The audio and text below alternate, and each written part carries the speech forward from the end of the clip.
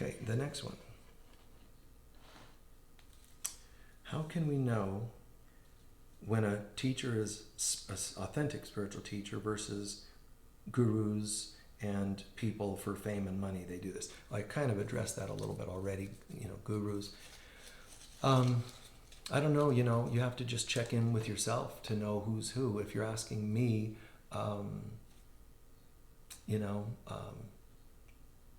I just believe we need to be generous. I think that spiritual teachers need to be a good example of generosity and not taking. Fortunately, most spiritual leaders, more spiritual teachers and so forth, most of them don't have any money because, I say fortunately, because they're not then tempted to get a bad reputation, because there are some that are so successful. They've got, 5 houses, they've got 6 boats, they've got 8 cars, it gets pretty ridiculous. Some of the wonderful teachers still became, maybe materialistic. It's hard to say what's in their mind at the time, but all I know is whatever we have abundance of, we should share it. So when I go on tour, I make probably over the years, the last 10 years, because I was doing a job as a spiritual leader and also touring still. Used to be touring was my entire income. And then it came to this that I'm doing now, where I'm part-time touring.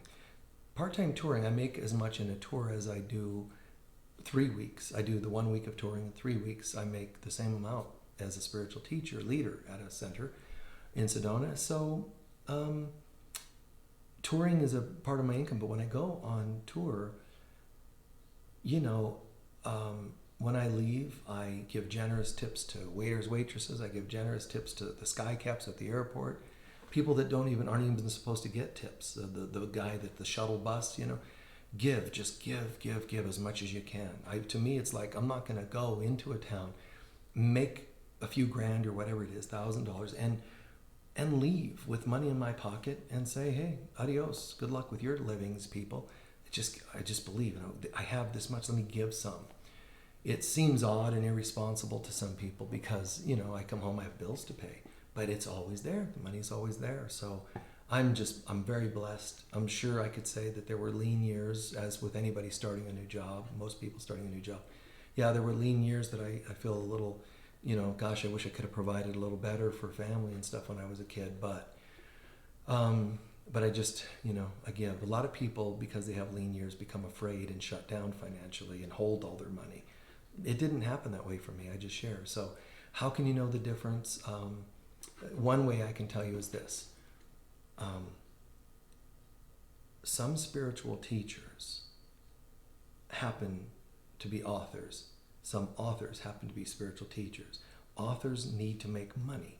So if we would all stop confusing the two, you would know not to put them together and judge them all. A spiritual teacher, that's all they do.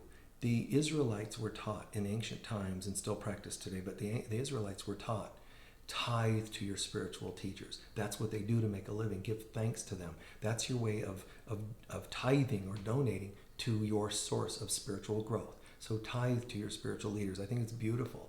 Not just because I am one, I think it's a great ecosystem. Because in those days, the spiritual teachers, the priests and whatnot, high priests and all that, Sanhedrin members and the leaders of the synagogues, they were taught. Everybody pitched in to support them, and therefore they were wealthy, but it was a healthy ecosystem of wealth. Because then those teachers gave, and there were several in each center, they would give to their synagogue. Then the synagogue would thrive because they were making so much money. Then they gave it to the synagogue. Then the synagogue would provide a space for the people who came in, learned, and tithed to the spiritual teacher. And it went around and around. Everybody thrived. I mean, it's such a great idea. It's only in the church times that it came up where the church says, no, we have a different plan than the one God gave mankind. Our plan is only the church gets the money. The priests live in poverty, which only added to their frustrations. And acting out, but the priests live in poverty and everybody else can be impoverished for that matter. But if enough people, even if they're impoverished, donate something, we still do great. So it's a really tyrannical kind of a ecosystem, but they still made great wealth out of it. It's just not one that I would live with, or could live with. So, how can you know the difference? Don't judge teachers because they make a living. I've never turned people away for lack of money in 35 or whatever, 30, 40 years that I've been doing this. That doesn't mean we try to invite people just walking in and say, well, since I can't afford it, I'm going to do it for free. We've also learned to say, really, well, what can you do in exchange? If they say, well, I would like to help and prepare meals and so forth, that's very cool. If they say, well, I'm not going to do anything, then we tell them no, because they're trying to use, because there's that out there.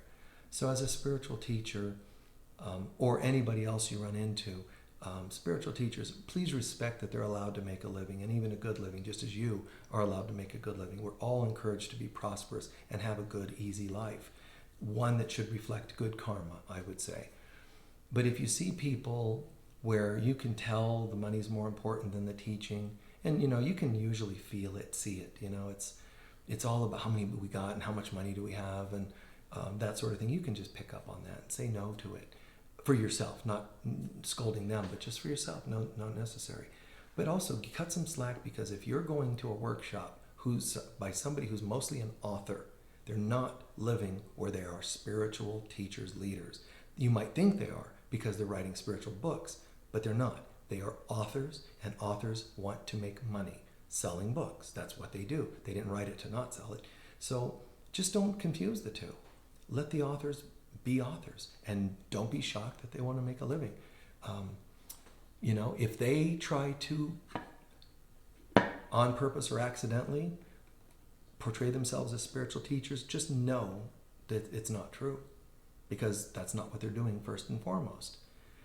Serve God first. That's the spiritual teacher, okay? Serving God first, as opposed to, I need a new angle for a new book so I can sell, and so on, okay? Hope that answers that question.